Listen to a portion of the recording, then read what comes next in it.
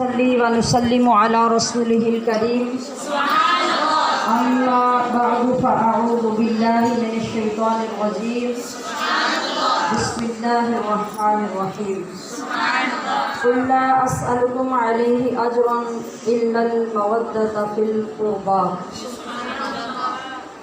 إن الله وملائكته يصلون على النبي یا ایھا الذین آمنوا صلوا علیہ وسلموا تسلیما۔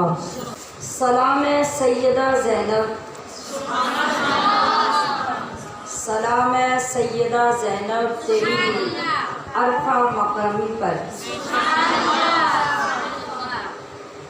عرفہ مقامی اے سیدہ زینب، آپ کے جو بلند سے بلند مقامات ہیں ان سارے مقامات کو سلام۔ سلام سیدہ زینب تیری عرفہ مقامی پر، اور سلام سیدہ زینب تیرے صبر دوامی پر۔ سلام سیدہ زینب تیرے ظرف کمالی پر، سلام سیدہ زینب تیرے ظرف کمالی پر، سلام سیدہ زینب تیرے شرف مثالی پر،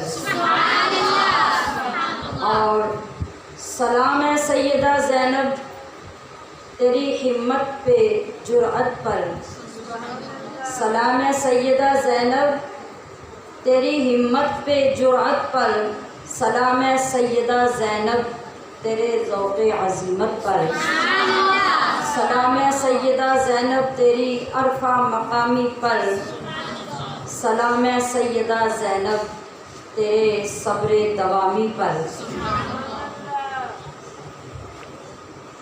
اللہ کی عطا اور رسول کریم صلی اللہ علیہ وسلم کی نظر رحمت سے آج تیسرے دن اہل بیت اطہار میں سے ایک عالی مرتبت شخصیت کی بارگاہ میں ہم عطیہ عقیدت پیش کر رہے ہیں۔ دعا کیجیے رب ذوالجلال اسے قبول فرما لے۔ آمین۔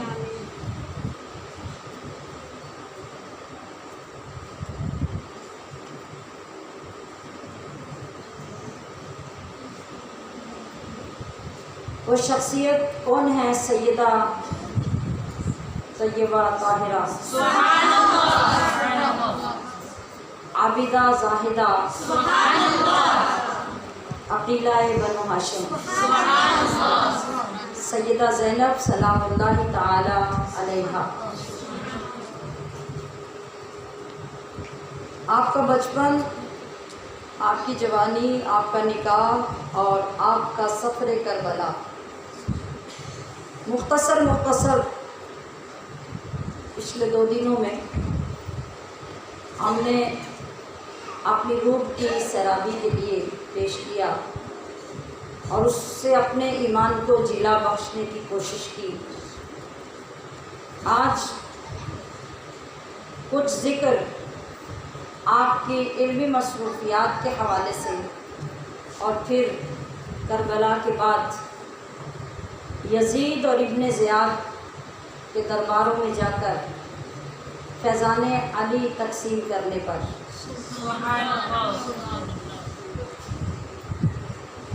حضرت علی المرتضیٰ رضی اللہ تعالی عنہ جب امیر المومنین بنے تو کوفہ کو آپ نے دارالخلافہ بنایا۔ آپ کا خاندان وہی منتقل ہوا۔ جس وقت وہاں حضرت سیدہ زینب سلام اللہ تعالی علیہا پہنچی، وہاں جب آس پاس خواتین کو پتہ چلا علی کی صاحبزادی ہیں، علی کا فیضان اپنے سینے میں رکھتی ہیں، خواتین نے آپ کی بارگاہ میں عرض کیا کہ آپ ہمیں اسلامی تعلیمات سے مستفیض فرمائیں۔ تو جناب زینب نے کوفہ کی عورتوں کے لیے درس تفسیر قرآن کا آغاز کیا، اور سنتے ہی سنتے کوفے کی بہت بڑی تعداد عورتوں کی آپ کے حلقہ علم میں آ کر فیض یاب ہونے لگی۔ آپ تفسیر بیان کرنے بیٹھتی تو یوں لگتا کہ جیسے تسبیح کے دانوں کی طرح اسرار و رموز اللہ کی بارگاہ سے اترتے چلے آ رہے ہیں۔ ایک مرتبہ آپ خواتین کی اس کلاس میں بیٹھی، اس دن سبق میں آپ حروف مقطعات میں کاف ہا یا عین صاد کی تفسیر بیان کر رہی تھی۔ ابھی آپ نے شروع ہی کیا، اوپر سے حضرت علی المرتضیٰ تشریف لے آئے۔ دیکھا کہ جناب زینب کاف ہا یا عین صاد کی تفسیر بیان کر رہی ہیں، تو حضرت علی نے فرمایا، اے میری نور نظر، اے میری پیاری بیٹی، کیا تم جانتی ہو کہ ان کلمات میں کون سے راز پوشیدہ ہیں؟ ہم تو وہ مسلمان ہیں نا کہ جنہیں آنکھوں سے دیکھ کر قرآن کے لکھے ہوئے لفظ بھی پڑھنے نہیں آتے، اور ساری زندگی خود کو مسلمان ہی سمجھتے ہیں اور مر جاتے ہیں۔ ان لوگوں نے قرآن کریم کو کس طرح سمجھا، قرآن کی زبر کو کیسے دیکھا، زیر کو کیسے دیکھا، پیش کو کیسے دیکھا، شد و مد و جزم کو بغیر معنی کے نہیں سمجھا کہ بلا وجہ آ گئے ہیں۔ اگر حرف ہے تو حرف کے اندر کیا چھپا ہے، اگر لفظ ہے تو لفظ میں کیا چھپا ہے، آیت ہے تو آیت کے اندر اسرار و رموز اللہ کے کون کون سے چھپے ہیں، وہ ہر چیز کو سمجھتے۔ کبھی انہیں سمجھانے کے لیے مصطفیٰ کریم کی زبان میسر ہوتی، کبھی ابوبکر صدیق کی تو کبھی عمر خطاب کی، اور کبھی عثمان غنی سمجھا رہے ہوتے قرآن کریم کو، اور کبھی باب العلم کی زبان کھلتی تو قرآن کے سارے رموز سمجھائے جاتے۔ اب انہی باب العلم کی گود میں پلنے والی، آپ کی زبان سے اور آپ کی صحبتوں سے فیض یاب ہونے والی آپ کی صاحبزادی یہ بیان کرنے بیٹھی ہیں، اوپر سے حضرت علی اور مرتضیٰ آ جاتے ہیں، پوچھتے ہیں کہ اے زینب، تمہیں معلوم ہے ان کلمات میں کون کون سے راز ہیں؟ تو جناب زینب نے عرض کیا، بابا جان آپ ان کی وضاحت فرما دیں، آپ سمجھا دیں کہ ان کلمات میں کیا پوشیدہ ہے۔ تو حضرت علی المرتضیٰ نے فرمایا، اے زینب، ان کلمات میں تمہارے اوپر آنے والی مصیبتوں کے راز چھپے ہوئے ہیں۔ ابھی دور دور تک کربلا کا کوئی نام نہیں ہے، کوئی آغاز ان حالات کا نہیں ہے۔ یہ تو حضرت علی المرتضیٰ کی وفات کے عرصہ دراز کے بعد کربلا قائم ہوتی ہے نا جا کر، اور پھر یہ معرکہ پیش آتا ہے۔ اور ابھی تو حضرت زینب اپنے ابا جان کے صحن میں بیٹھی قرآن کی تفسیر بیان کر رہی ہے، اور ابھی آپ مدینہ منورہ میں نہیں ہیں، ابھی تو خود کوفہ میں موجود ہیں، اور حضرت علی المرتضیٰ خود زندہ ہیں۔ یہ اس زمانے کی بات ہے۔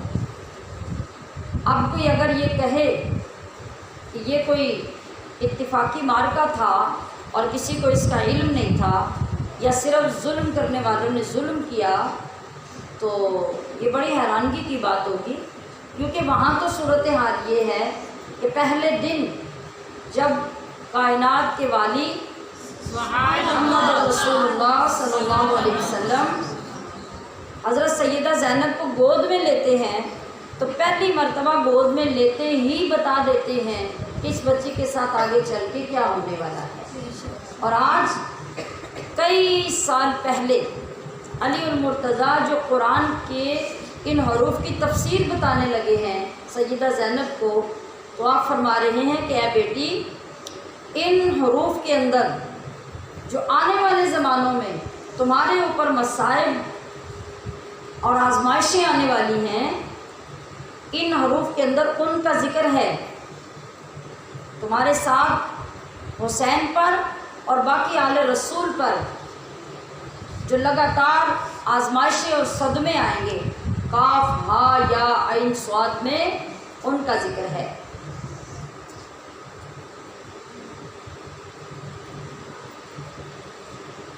مذکورہ بالا جو ابھی حروف میں نے بیان کیے، کیا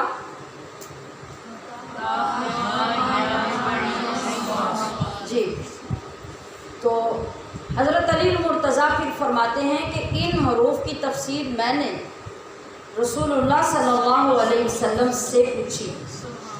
آج کون پوچھ رہا ہے؟ حضرت زینب حضرت علی سے پوچھ رہی ہیں۔ حضرت علی فرماتے ہیں کہ اے بیٹی، تمہاری طرح میں نے بھی ان حروف کی تفسیر محمد الرسول اللہ سے پوچھی۔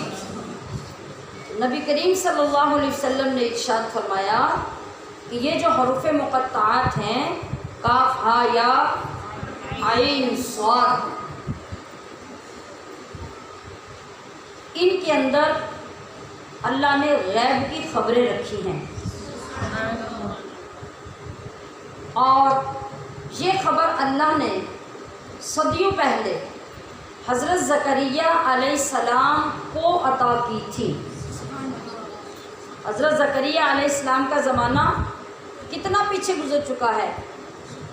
حضرت عیسیٰ علیہ السلام اور حضرت مریم علیہ السلام سے بھی پہلے، تو جس وقت حضرت مریم پیدا ہوتی ہیں تو حضرت زکریا علیہ السلام تو اس وقت بہت بوڑھے ہو چکے تھے۔ تو وہ حضرت زکریا جو اللہ کے نبی تھے، رسول اللہ صلی اللہ علیہ وسلم نے فرمایا کہ اللہ پاک نے ان حروف کے اندر جو چھپی خبریں ہیں وہ حضرت زکریا علیہ السلام کو عطا کی تھی، اور اس کے بعد پھر ان خبروں سے اللہ تعالیٰ نے محمد الرسول اللہ کو آگاہ کیا تھا۔ اور اس کے نازل ہونے کا سبب کیا ہے؟ حضرت زکریا نے اللہ سے سوال کیا تھا کہ یہ جو آل ابا ہیں، آل ابا کون ہیں؟ رسول اللہ صلی اللہ علیہ وسلم، حضرت فاطمہ، حضرت علی، حضرت امام حسن اور حضرت امام حسین، انہی کو پنجتن پاک کہا جاتا ہے اور انہی کو آل ابا کہا جاتا ہے۔ ابا کہتے ہیں چادر کو۔ تو یہی لوگ تھے جن کو نبی علیہ السلام نے اپنی چادر کے اندر لیا تھا اور کہا تھا اللہم ہؤلاء اہل بیتی، کہ اے اللہ یہ میرے اہل بیت ہیں۔ یہ ایک خاص وقت تھا، خاص موقع تھا۔ تو حضرت زکریا علیہ السلام نے اللہ تعالیٰ سے سوال کیا کہ اسماء مقدسہ آل ابا کے مجھے تعلیم کیے جائیں تاکہ میں سخت شدت میں، تکلیف میں، مصیبت میں ان پاک ناموں کا ورد کیا کروں، اور اس ورد کی وجہ سے میں ان کی پناہ میں آ جاؤں، ان کی حفاظت میں آ جاؤں۔ جب اللہ تعالیٰ سے حضرت زکریا نے دعا کی تو حضرت جبریل کو اللہ پاک نے بھیجا، اور پنجتن پاک کے نام اللہ پاک نے حضرت زکریا کو سکھا دیے۔ یہی نام جو میں نے لیے، رسول اللہ صلی اللہ علیہ وسلم، حضرت علی المرتضیٰ، جناب سیدہ فاطمہ الزہرا، امام حسن اور امام حسین۔ ذرا غور کیجیے اگلے جملے پر۔ حضرت زکریا علیہ السلام نے اللہ کی بارگاہ میں عرض کی کہ اے اللہ، تیرے سکھانے کے بعد جب میں ان آل ابا کے نام لیتا ہوں، نبی علیہ السلام کا نام لیتا ہوں، تو مجھے بڑا حوصلہ اور بڑا سکون نصیب ہوتا ہے، میرا غم دور ہو جاتا ہے۔ جب میں علی المرتضیٰ اور سیدہ فاطمہ الزہرا کے نام لیتا ہوں تو پھر بھی مجھے بڑا سکون ملتا ہے اور مجھے یوں لگتا ہے کہ میرے سارے غم دور ہو گئے۔ حضرت امام حسن کا نام لیتا ہوں تو تب بھی مجھے ایسے لگتا ہے کہ جیسے اللہ نے مجھے کسی قلعے کے اندر محفوظ کر دیا ہو، لیکن اے اللہ میں یہ بات سمجھنے سے قاصر ہوں کہ جب میں حضرت امام حسین کا نام لیتا ہوں تو میرے اندر غم جوش مارنے لگ جاتے ہیں۔ نہیں سمجھ آئی بات؟ نہیں آئی؟ آپ بات کی سمجھ آئی ہوتی تو مجھے آپ کی کیفیت سے پتہ چلتا ہے، بات کو، بات کی ترتیب کو، اس کی عظمت کو جب تک آپ پوری توجہ سے سمجھنے کی کوشش نہیں کریں گے۔ میں ہر روز یہی عرض کرتی ہوں کہ بیٹھنے کا کیا فائدہ ہے آپ کو؟ میں کیا عرض کر رہی ہوں، دوبارہ سنیں ذرا۔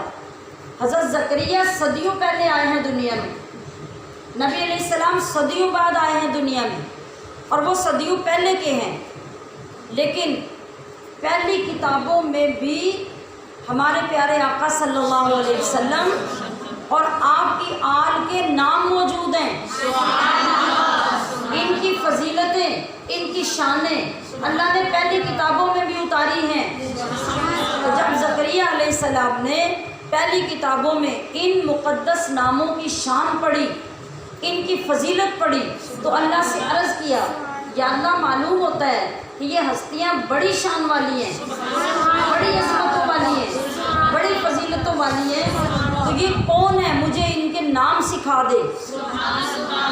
اللہ پاک نے جبریل کے ذریعے حضرت زکریا کو نام سکھا دیے، اور یہ تب نام سکھائے جب ابھی رسول اللہ اور آپ کی آل کے دنیا میں آنے میں صدیاں پڑی ہوئی ہیں، صدیوں پہلے کی بات ہے، اللہ نے حضرت زکریا کو نام سکھائے۔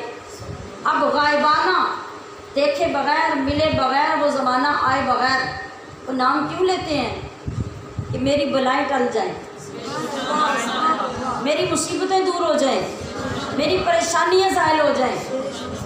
تو وہ اللہ کی بارگاہ میں عرض کرتے ہیں کہ یا اللہ تو نے جو آل عبا کے مجھے نام سکھائے ہیں، میں تیرے محبوب کا نام لیتا ہوں تو مجھے ٹھنڈک پڑ جاتی ہے، میں علی المرتضیٰ کا نام لیتا ہوں تو مجھے لگتا ہے میرے سارے غم جاتے رہے۔ اسی طرح حضرت فاطمہ اور حضرت حسن کا نام لیتا ہوں تو بھی مجھے لگتا ہے کہ جیسے تیری رحمت نے مجھے تھام لیا ہو اور میرے سارے غم دور ہو گئے، مجھے سکون اور ٹھنڈک محسوس ہوتی ہے۔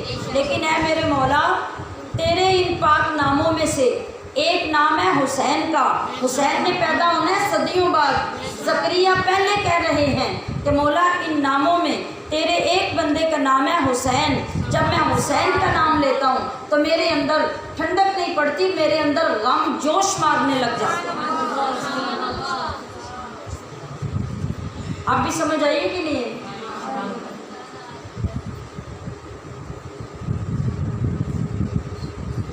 اللہ تعالیٰ نے نام حسین کے ساتھ ان کو صدیوں بعد پیش آنے والے غم، دکھ اور صدمے، اپنے نبی کو وہ فیض اور وہ کیفیت عطا کر دی کہ صدیوں پہلے امام حسین کا نام لینے سے ان کو لگتا ہے کہ میرا اندر دکھی ہو گیا، میرے اندر غم جوش مارنے لگے ہیں اور میرے اوپر رکت طاری ہو جاتی ہے، میں اپنے آپ کو ضبط نہیں کر سکتا۔ اس کی کیا وجہ ہے؟ اللہ پاک نے حضرت زکریا علیہ السلام سے اس وقت صدیوں پہلے امام حسین کا قصہ شہادت اور آپ کے ساتھ پیش آنے والے تمام غموں کا تذکرہ فرمایا، اور فرمایا اللہ تعالیٰ نے زکریا علیہ السلام سے کہ زکریا، کاف ہا یا عین صاد کے اندر جو حروف ہیں ان میں کاف سے مراد ہے کربلا، ہا سے مراد ہے ہلاکت، یا سے مراد ہے یزید جو قاتل حسین ہوگا، اور عین سے مراد ہے عطش یعنی پیاس، اور سواد سے مراد ہے صبر حسین۔ جب حضرت زکریا علیہ السلام نے اتنا دردناک قصہ اللہ سے سنا، تو صدیوں بعد جو آخری نبی آئیں گے ان کا ایک نواسہ ہوگا، اس نواسے کے ساتھ یہ کچھ ہوگا، اور اس نبی کی امت ہی ان کے نواسے کے ساتھ یہ سلوک کرے گی۔ تو حضرت زکریا علیہ السلام یہ دردناک قصہ سننے کے بعد مسجد کے اندر چلے گئے۔ مسجد کے اندر گئے تو سب کو منع کر دیا کہ میرے پیچھے کوئی مسجد میں نہ آئے۔ 3 دن 3 راتیں لگاتار غم حسین میں رونے میں مشغول رہے، حضرت امام حسین کی مصیبت کو پڑھتے رہے جو اللہ نے ان کے پاس بھیجی۔ پھر آپ نے رب کریم سے دعا کی کہ مولا مجھے بھی ایک ایسا بیٹا عطا کر جس کے ساتھ مجھے بھی اتنی محبت ہو جائے جتنی حسین کے ساتھ محمد الرسول اللہ کو محبت ہوگی، اور میرے اندر اس طرح کشش اس بیٹے کی پیدا ہو جائے جس طرح رسول اللہ کے قلب پاک میں حسین کے لیے کشش ہوگی، اور جس طرح وہ اپنے نواسے کی محبت میں فریفتہ ہوں گے اس طرح مجھے اپنے بیٹے کی محبت میں فریفتہ کر دے، تاکہ میں اندازہ کروں کہ حسین کا غم کتنا ہوگا، حسین کا درد کتنا ہوگا۔ تو پھر اللہ پاک نے اس بڑھاپے کی عمر میں 100 سال سے زیادہ زکریا علیہ السلام کی عمر اس وقت ہو گئی تھی جب یحییٰ علیہ السلام اللہ پاک نے زکریا کو عطا کیے، اور پھر یحییٰ علیہ السلام کو اللہ پاک نے وہ تڑپ، وہ آہوزاری، وہ درد، وہ خشیت، وہ خوف اپنا عطا کیا، اور وہ محبت جو زکریا علیہ السلام نے مانگی تھی بڑھاپے میں اللہ نے وہ اپنے بیٹے کے لیے آپ کو عطا کی۔ حضرت زینب نے یہ ساری باتیں سنی، اور سننے کے بعد کہا کہ بابا جان یہ سارے جو مصائب ہیں جو اللہ نے زکریا علیہ السلام سے بیان کیے، آپ ذرا مجھے بھی ان کی ساری تشریح سنا دیجیے۔ حضرت علی نے پھر پوری ڈیٹیل میں حضرت زینب کو وہ تمام باتیں جو آگے چل کے کربلا میں پیش ہونے والی تھی، جو کوفہ میں پیش آنی تھی، جو شام میں پیش آنی تھی، وہ ساری باتیں پوری تفصیل سے حضرت زینب کو سنائیں، اور ان شدت کے واقعات اور درد و الم میں ڈوبے ہوئے معاملات و واقعات کو سن کر حضرت زینب رونے لگی۔ کس چیز کا پہلے علم نہیں تھا اہل بیت پاک کو، کون سی بات پوشیدہ تھی، لیکن بات تو یہ تھی کہ یہ رسول اللہ کی اولاد پر امتحان تھا۔ آپ جوں بڑی کلاسز میں جاتے ہیں، پرائمری اسکول سے مڈل سے ہائی سے انٹر، اور انٹر سے آگے یونیورسٹی میں جاتے ہیں، اور پھر آگے پی ایچ ڈی میں، پھر ایم فل میں، پھر اسپیشلائزیشن میں، پھر وائوا میں، کتنے مشکل آپ کے پیپرز اور امتحانات آتے ہیں۔ آپ کو پہلے سے پتہ تو ہوتا ہے کہ ہم نے یہ امتحان دینے ہیں، لیکن کبھی کوئی اس امتحان سے اوائڈ نہیں کرنا چاہتا، بلکہ جتنا بڑا امتحان ہوتا ہے اتنی دعائیں زیادہ کرواتے ہیں، اتنی محنت زیادہ کرتے ہیں، راتوں کو سونا چھوڑ دیتے ہیں، پوری رات بیٹھ کے اس کی تیاری کرتے ہیں۔ کیوں کہ امتحان ہوتا ہی وہ ہے جس سے بھاگا نہ جائے بلکہ اس کی تیاری کی جائے۔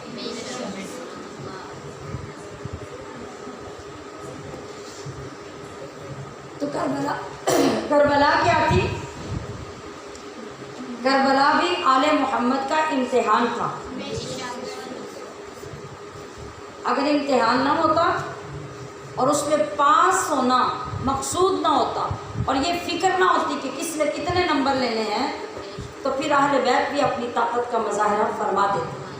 اور طاقت کتنی تھی کہ جب اسیران کربلا کو بھیڑیاں ڈال کر جانوروں کے ساتھ، اونٹوں کے ساتھ، سواریوں کے ساتھ باندھ کر لے جایا جا رہا تھا، تو کسی نے بات کر دی کہ یہ بڑے پاک बड़े नेक लोग हैं जिनके साथ यजीद और इब्ने ज़ियाद ने जुल्म किया।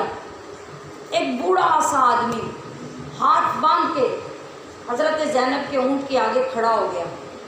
कहा कि मुझे पता चला है कि आप बड़े नेक लोग हैं, इन जालिम हुक्मरानों ने आपके साथ जुल्म किया है। मैं गरीबी, मुफलसी और कर्ज़े में मर गया हूँ। ना मेरा कर्ज़ा उतारने की कोई सबील है, ना मेरी कोई मदद करने वाला है, ना मेरी कोई औलाद है, ना मेरे माँ बाप हैं, मेरा कोई नहीं है। आप अल्लाह के नेक लोग हैं। मुझे पता है आप इस वक्त खुद मुसीबत में हैं, लेकिन मैं ये जानता हूँ मेरे अंदर रब ने नेक लोगों की अकीदत डाली है। मैं ये जानता हूँ कि नेक लोग मुसीबत में भी हूँ तो उनके मुंह से जो निकले रब टालता नहीं। तो आपको अल्लाह का वास्ता, रसूल का वास्ता, ऐ पाक बीबी मेरे लिए दुआ कर दें, मेरी कोई मदद कर दें कि मैं इस कर्ज़े से निकलूं। लोगों ने मुझे ज़लील और रुस्वा कर दिया। इस बुढ़ापे में मेरा कोई नहीं जो मेरी मदद करे। जिस वक्त गली से ये गुज़र रही थी सवारियाँ और वहाँ वो सवारी रुकी, जब तो वो बंदा आके हाथ जोड़ के मिन्नतें कर रहा था।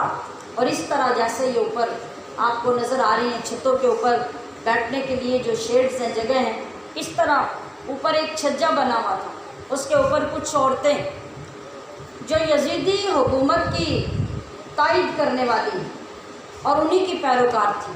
जब उन्होंने नीचे उस बाबे की इल्तिजाएं सुनी तो वो कह के लगा के ऊपर बैठ के हंसी, मजाक उड़ाए कि जो खुद ऊँटों से बांधे हुए हैं, जिनको खुद बेड़ियाँ पहनाई गई हैं, वो तुम्हारी क्या मदद करेंगे? ये बेवकूफ़ बाबा है, ये मांग भी रहा है तो किन से मांग रहा? अल्लाह वालों को अल्लाह करीम ने पहाड़ों से बड़े हौसले दिए होते हैं। कुछ नहीं कहा और हज़रत ज़ैनब ने उस आदमी से, उस बाबे से कहा कि तुम्हें अपनी मुसीबत को दूर करने के लिए दौलत चाहिए, माल चाहिए, तो मेरी ऊँटनी के पिछले पैर की तरफ तवज्जो रखो। जब मेरी ऊँटनी पिछला पैर उठाएगी, जहाँ जहाँ से ये पैर उठा के चलती जाएगी, वहाँ वहाँ से तुम्हें दौलत मिलती जाएगी। बताइए कि वो लोग अपने उस दौलत के ज़ोर से अपने आप को नहीं बचा सकते थे? क्या वो कहीं गारों में जाकर रूपोश नहीं हो सकते थे? वो दौलतें इस्तेमाल करके अपने आप को, ख़ानदान को, रसूलुल्लाह की आल को बचा नहीं सकते थे? लोगों को इस हाल में भी दौलतें अता करने वाली ताकतें अपने लिए क्यों कुछ न कर सकी? वो पहले मैंने बात की कि वहाँ ज़ोर नहीं देखा जा रहा था, वहाँ इम्तिहान हो रहा था। और इम्तिहान जितना भी बड़ा हो, वहाँ ताकत नहीं आजमाई जाती, वहाँ मेहनत की जाती है। पेश नज़र क्या होता है? आला पोजीशन लेना, और आला पोजीशन के लिए आला दर्जे की मेहनत और हद से ज़्यादा मुशक्क़त की जाती है। तो वहाँ आला दर्जे की मेहनत की जा रही थी। जब उस आदमी ने देखा, एक कदम उठने उठाया, दूसरा, तीसरा, चौथा, वो चलती जाती है आहिस्ता आहिस्ता, और उसके आखिरी कदम के नीचे से उसको ख़जाना उसको मिलता जाता है, दौलत मिलती जाती है। जब थोड़ा आगे गया, हज़रत ज़ैनब ने फरमाया कि तुझे जितना माल चाहिए ना, तू उतना माल ले लेना। उसने माल लिया, झोलियाँ भरी, लेकिन सोचा कि ये तो ना ख़त्म होने वाला सिलसिला है, मैं कितना माल लूँगा, कितना माल भरूँगा। उस शख्स ने माल फेंका और जाके ऊँटनी के कदम पकड़ लिए। कहा, अहले बैत, खुदा के लिए मुझे ये माल नहीं चाहिए, मुझे कलमा पढ़ाकर अपने नबी के ग़ुलामों में शामिल कर। उधर तो उसके नसीब यूँ बदले कि अल्लाह ने उसको आले बैत का ग़ुलाम बना दिया। और उधर क्या हुआ? उधर वो औरतें जो छज्जे पे बैठी कह के लगा के मजाक उड़ा रही थी, यकदम आंधी आई और आंधी के साथ वो पूरे का पूरा छज्जा गिरा, पूरी बिल्डिंग गिरी, और जितनी औरतें बैठ के हज़रत सैयदा ज़ैनब का मजाक उड़ा रही थी تو ساری اس کے نیچے آ کے واصل جہنم ہو گئی، کوئی ایک باقی نہیں بچا۔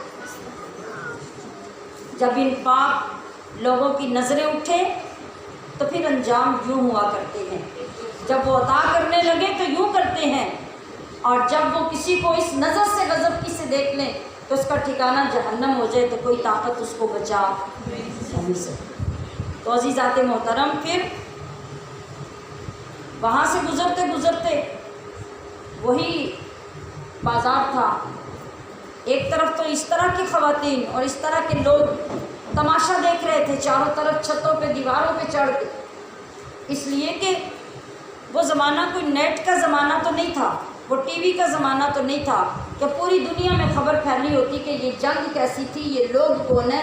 بے شمار لوگوں کو تو یہ بھی پتہ نہیں تھا کہ یہ لوگ کون ہیں جن کو قیدی بنایا گیا ہے، یہ کہاں سے آئے ہیں، کہاں جنگ لڑی گئی ہے، ان کو قیدی کیوں کیا گیا ہے۔ بے شمار لوگوں کو تو یہ پتہ ہی نہیں، کیونکہ یزید نے اپنے لوگوں کے اندر، اپنے علاقوں کے اندر یہ بات مشہور کی تھی کہ ایک باغی گروہ تھا، معاذ اللہ، ایک سرکش گروہ تھا جس کے ساتھ یزید کی فوجوں نے جنگ کی ہے اور ان کو مار دیا ہے، اور جو لوگ بچ گئے ہیں ان کو قیدی بنا کے لے آئے۔ لوگ اس تناظر میں، اس کانسیپٹ میں دیواروں پہ چھتوں پہ چڑھ کے ان کو دیکھ رہے تھے کہ یزید کا انکار کرنے والوں کا کیا حشر ہوا، معاذ اللہ۔ لیکن ہر جگہ پہ جہاں برے لوگ ہوتے ہیں وہاں نیک لوگ ہوتے ہیں۔ کبھی ایسا نہیں ہوا کہ پوری دنیا بروں سے بھر جائے، اور کبھی ایسا نہیں ہوا کہ پوری دنیا نیکوں سے بھر جائے۔ اگر برے نہ ہوں تو نیکوں کی پہچان نہیں ہوتی، اور نیک نہ ہوں تو بروں کی پہچان نہیں ہوتی۔ کچھ آگے گئے تو آگے تھوڑی جگہ پہ پھر جا کے وہ کیا کرتے تھے، وہ بازاروں میں اس قافلے کو پھراتے تھے، جہاں پہ ہجوم زیادہ ہوتا وہاں پہ ان کو روک لیتے کہ لوگ تماشا دیکھیں، زیادہ سے زیادہ لوگوں کو پتہ چل سکے۔ آگے جا کے ایک اور جگہ پہ تھوڑی دیر کے لیے سواریوں کو روکا گیا، تو ایک عورت نے کچھ کھانے کی چیزیں ان خواتین کی سواریوں کے پاس بھیجی، تو وہ چیزیں وصول کی گئیں۔ تھوڑی دیر کے بعد پیچھے وہ عورت خود بھی آ گئی، پوچھا کیا خاتون تو کون ہے اور تو نے کیا سوچ کے یہ چیزیں ہمیں بھیجی ہیں، ہم تو قیدی ہیں، لوگ تو ہمارے مذاق اڑا رہے ہیں، اور تم نے یہ نیکی ہمارے ساتھ کیوں؟ اس نے کہا کہ میں اپنی زندگی کی جوانی میں مدینہ پاک میں رہا کرتی تھی، اور رہتی کہاں تھی؟ وہاں ہمارے آخری نبی محمد رسول اللہ صلی اللہ علیہ وسلم کی صاحبزادی تھی سیدہ فاطمہ، میں ان کی کنیز تھی، ان کی لونڈی تھی۔ تو جب میں وہاں سے بوڑھی ہونے پر رخصت ہونا چاہی، میں آئی وہاں سے، تو سیدہ فاطمہ الزہرا نے مجھے کہا کہ تم ملک شام کی طرف جا رہی ہو، تو تمہاری زندگی میں اگر کوئی قیدی تجھے ملیں تو تم ان قیدیوں کی خدمت ضرور کرنا۔ آپ سوچتے جائیے کہ کون سا فرد اہل بیت کا ہے جس کے پاس یہ علم نہیں کہ کربلا میں اور کربلا کے بعد کیا ہونے جا رہا ہے اور کب ہونا ہے، اور کون اس واقعے کو دیکھے گا اور کون نہیں دیکھے گا۔ کہا کہ بنت رسول صلی اللہ علیہ وسلم نے مجھے یہ وصیت کی تھی کہ جس علاقے میں تم جا رہی ہو، دمشق کے علاقے میں، وہاں ایک قیدی قافلہ آئے گا، تم اس قافلے کی خدمت ضرور کرنا۔ آج میں نے جب یہ قافلہ دیکھا تو مجھے بنت رسول کی وہ بات یاد آ گئی، تو میرے گھر میں جو کچھ تھا وہ میں نے آپ سب کی خدمت کے لیے پیش کر دیا۔ حضرت سکینہ، حضرت امام حسین کی چھوٹی سی صاحبزادی، اور حضرت زینب، یہ دونوں اکٹھی تھی۔ تو حضرت سکینہ نے کہا کہ اچھا مائی صاحبہ، آپ نے ہمارے اوپر احسان کیا، آپ بتائیں کہ اب ہم آپ کی کیا خدمت کر سکتے ہیں۔ یہ ہوتا ہے لجپالوں کا گھرانہ۔ وہ اس چھوٹی سی بچی کو بھی پتہ ہے کہ جو ہمارے ساتھ نیکی کرے اس کو نیکی کا جواب نیکی سے دیا جاتا ہے۔ اس نے کہا کہ بتاؤ ماں جی ہم آپ کی پردیس میں کیا خدمت کریں۔ کہا بیٹی خدمت تو میں تم سے نہیں مانگتی، ہاں تم پردیسی ہو اور قیدی ہو، تمہاری دعا رب ضرور قبول کرے گا۔ میری ایک دعا ہے، میری حسرت ہے کہ میں جب بنت رسول کے گھر سے آئی تھی تو ان کے بچے میری گود میں کھیلا کرتے تھے، میں ان کو کھلایا کرتی پلایا کرتی، ان کی خدمت کیا کرتی۔ تو جس وقت میں وہاں سے آئی، آپ کے ایک صاحبزادے حسین تھے جن کے ساتھ مجھے بڑا پیار تھا، اور ان کی ایک بیٹی زینب تھی، ان سے مجھے بڑا پیار تھا۔ اس بڑھاپے میں میری شدت سے خواہش یہ ہے کہ مرنے سے پہلے اللہ میری یہ دعا قبول کرے کہ ان دونوں بہن بھائی سے میری ملاقات ہو جائے۔ میرے لیے دعا کر دو کہ اللہ مجھے زینب سے ملا دے اور میں حسین کی زیارت کروں۔ جب یہ جملہ سنا تو حضرت زینب اپنے آنسو پہ قابو نہ رکھ سکی، آپ کی آنکھوں سے آنسو جاری ہو گئے، آپ کا جسم کانپ اٹھا۔ اس بی بی نے پوچھا کہ اے بی بی تو اس بات پہ بار بار عجیب کیفیت میں کیوں چلی جاتی ہے؟ جب میں حسین کا زینب کا نام لیتی ہوں تو آپ کی کیفیت کیوں بدل جاتی ہے؟ آپ رونے کیوں لگ جاتی ہیں؟ حضرت زینب نے پوچھا کہ ماں جی میں پوچھ سکتی ہوں آپ کون ہیں، آپ کا نام کیا ہے؟ کہا کہ میں حضرت فاطمہ کی کنیز فضہ ہوں، اور میں ہی اس گھر کے کام کاج سب کرتی، خدمت کرتی، نوکری دیتی، لیکن جب میں کمزور ہو گئی تو میں نے بنت رسول سے اجازت لی اور میں آ گئی۔ آج میرا دل تڑپتا ہے کہ میں ان بچوں کو دیکھوں، میں ان کی زیارت کروں۔ حضرت زینب پھر رونے لگی، آنکھوں پہ ہاتھ رکھا، آنسو کو روکنے کی کوشش کی، کہا اے فضہ رب نے تیری دعا قبول کر لی، تیری زندگی کی آخری خواہش یہ ہے کہ تو حسین کی زیارت کرے اور زینب سے ملاقات کرے۔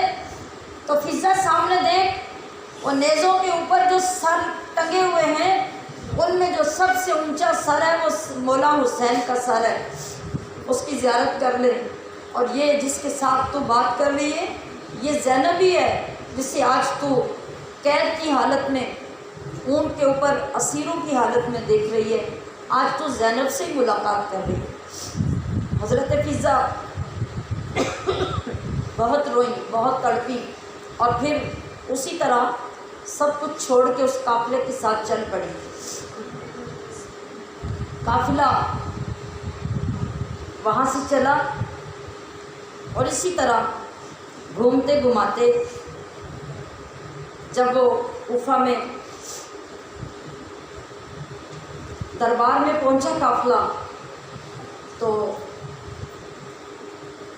سارے لوگوں کے بارے میں پوچھا گیا، ایک تعارف کیا گیا، تو حضرت فضہ بھی ان کے ساتھ تھی۔ وہاں جب دربار میں جا کر بھی حضرت زینب نے دیکھا کہ یہ لوگ اس کے باوجود کہ سب کچھ ختم کر چکے، اس کے باوجود کہ معصوم بچوں کو بھی قتل کرنے سے باقی نہیں چھوڑا، اب بھی ان کا ظلم ختم ہونے کا نام نہیں لے رہا، تو حضرت زینب کھڑی ہو گئی۔ جب انہوں نے دیکھا کہ کوفے والے ابھی بھی لوگوں کے اندر اتنا غلط تعارف کروا رہے ہیں. جن لوگوں کو یہ نہیں پتہ کہ یہ آل رسول ہیں، ان کو باغی کہہ کے، گستاخ کہہ کے ان لوگوں کا تعارف کروا رہے ہیں. تو حضرت زینب اس بھرے دربار میں کھڑی ہو گئی. اب یہ ذرا سوچئے، غور کیجئے، ایک بندہ جو صحیح آزاد بندہ ہے، وہ بھی ظالم بادشاہ کے سامنے، جب پورا دربار بادشاہ کے حامیوں کا، اس کی فوج سے بھرا ہوا ہو، تو وہاں کس کی ضرورت ہوگی کہ کوئی کھڑا ہو کے بات بھی کر لے. چہ جائے کہ پہلے سے کوئی قیدی بنا رکھا ہو جس کا سارا خاندان ذبح کر دیا گیا ہو اور باقیوں کو قیدی بنا دیا گیا ہو، اور بولنے والی بھی ایک عورت ہو. اور عورت کون؟ عورت بھی وہ جس کے لیے پیچھے میں نے بیان کیا. آپ کے پڑوس میں رہنے والا راوی بیان کرتا ہے کہ عرصہ دراز تک میرے پڑوس میں سیدہ زینب کا گھر تھا، وہ وہاں رہیں، لیکن کبھی دن کے وقت پوری زندگی میں نے سیدہ زینب کو برقعے کی حالت میں بھی باہر نکلتے نہیں دیکھا. ان کے گھر سے کبھی ان کی اونچی آواز نہیں سنی. مگر آج وہ وقت آیا کہ سیدہ زینب نے اپنا دوسرا روپ دکھایا، اپنا دوسرا کردار امت محمد صلی اللہ علیہ وسلم کے سامنے پیش کیا، اور امت کو بتا دیا کہ جب شرم و حیا اور معمول کی زندگی کی بات ہوتی ہے تو پھر سیدہ زینب کا وہ کردار ہوتا ہے. اور جب نانے کے دین پہ آنچ آنے لگے، جب نانے کے دین کو کمزور کرنے والے لوگ اور بگاڑنے والے لوگ کھڑے ہو جائیں، تو پھر سیدہ اپنی نسوانیت کو نہیں دیکھتی، اپنی اس حیا کو نہیں دیکھتی، بلکہ نانے کی لگائی ڈیوٹی کو پورا کرتی ہے، اور پھر بھرے دربار میں کھڑے ہو کر وہ بیان کرنے کی طاقت بھی رکھتی ہے، اور بڑے بڑے ظالموں جابروں کے منہ بند کرنے کی طاقت بھی رکھتی ہے. کہ جب دین پہ حرف آنے لگے تو پھر اپنی عزتوں کو نہیں دیکھا جاتا، پھر دین کو دیکھا جاتا ہے. پھر اپنی عظمتوں کو نہیں دیکھا جاتا، پھر دین کی عظمت کو دیکھا جاتا ہے. پھر اپنی عزت کو نہیں دیکھا جاتا، قرآن و حدیث اور رسول کی عزت کو دیکھا جاتا ہے. تو جب آپ کے لیے وہ وقت آیا تو آپ کھڑے ہو گئی بھرے دربار میں، اور آپ نے کہا ہے اللہ کی حمد و ثنا کی، اور حمد و ثنا کے بعد کہا اے کوفہ والو، اے مکارو، اے فریبیو، اے دغا بازو، ہے کسی کے اندر جرأت کہ بادشاہ کے دربار میں کھڑے ہو کے یہ باتیں کہہ دیں؟ ہاں، یہ جرأت نبی کی بیٹی میں ہو سکتی ہے. کہا تم ہم پہ روتے ہو؟ رونا انہوں نے کیوں شروع کیا؟ جب بازار میں جگہ جگہ پہ، اور جس طرح حضرت فضہ کے سامنے بھی تعارف ہوا، اور کئی جگہوں پہ آل بیت اطہار کے لوگوں نے خود لوگوں کے پوچھنے پر اپنا تعارف کروایا کہ ہم نبی کی اولاد ہیں. تو ایک دوسرے سے پتہ چلتے چلتے لوگوں کو پتہ چل گیا کہ یہ تو اہل بیت اطہار ہے، یہ تو محمد الرسول اللہ کی اولاد ہے، یہ تو آپ کے نواسے اور نواسوں کی اولادیں اور ان کی بیویاں اور مخدرات ہیں. تو لوگوں کے اندر خاندان نبوت سے ہمدردی پیدا ہو گئی. اب جب کوفہ والوں کو یہ پتہ چلا کہ لوگ تو ہمارے مخالف ہو جائیں گے، انہوں نے الٹی چال چلی، انہوں نے دھاڑے مارنا، بیان کرنے، رونا شروع کر دیا. یہ تو بڑا ظلم ہو گیا اور ہمیں تو اس بات کی خبر ہی نہیں. جب یہ دونوں چالیں اور دونوں رخ سیدہ زینب نے دیکھے تو پھر آپ نے کھڑے ہو کر بیان کیا کہ اے مکار کوفیو، تم ہم پہ روتے ہو، اب آنسو بہاتے ہو. خدا کرے کہ قیامت تک تمہاری آنکھوں سے آنسو خشک نہ ہوں. اب تم قیامت تک اور تمہاری نسلیں بھی روتی رہیں. تمہاری مثال اس عورت جیسی ہے جو اپنے دھاگے کو مضبوطی سے بنتی ہے، پھر خود ہی اس کے بال کھول کر اس کو ادھیڑ کے ریزے ریزے کر دیتی ہے. تم نے بھی اپنے ایمان کے خود ریزے ریزے کر دیے. تم نے اپنا کچھ نہیں چھوڑا. تم پھر ایمان لانے کے بعد کفر کی طرف پلٹ گئے ہو. تم لوگوں میں یہی صفت اور خصلت ہے کہ تم اپنی ہی ذات کو سب کچھ سمجھتے ہو. دشمنی، جھوٹ اور کنیزوں کی طرح چاپلوسی اور دشمنوں کی مانند غمازی کرنا تمہاری عادت ہے۔